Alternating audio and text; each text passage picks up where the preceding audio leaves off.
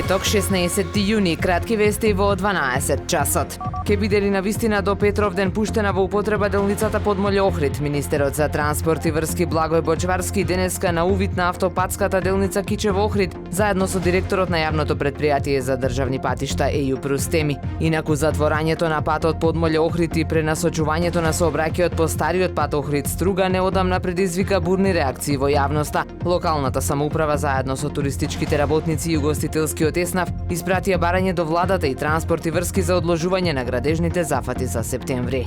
Одложено судењето против адвокатот Тони Менкиновски, кој се товари дека го нарушил јавниот ред и мир кога на водици во Охрид и кај Долна Порта го истакнал знамето кое до 1994 беше официјално на Република Македонија, како и за истакнување на сонцето од Кутлеш. Одложувањето е поради непојавување во судот на лицето кое го поднело барањето до МВР за покренување постапка.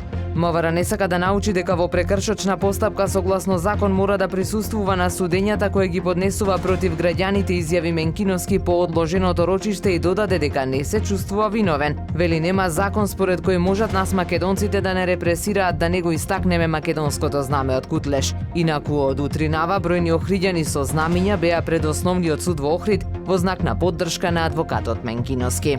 Лани во Охрид се регистрирани вкупно 414 живородени бебиња, покажуваат податоците на Државниот завод за статистика. Оваа бројка е за 2 помалку во однос на 2021 и за 22 помала во однос на 2020. Од новороденчињата 225 биле машки, 189 женски. Според брачната состојба 388 се добиени во брак, а 26 се вонбрачни. Инаку Охрид и 2022 година, како и предходните две, ја заврши со негативен природен прираст. По квартали во првите 3 месеци беше најголем, минус 163, а најмал во третото тромесечје, кога беше минус 37. Лани во Струга се евидентирани 528, а во Дебрца 20 живородени бебиња.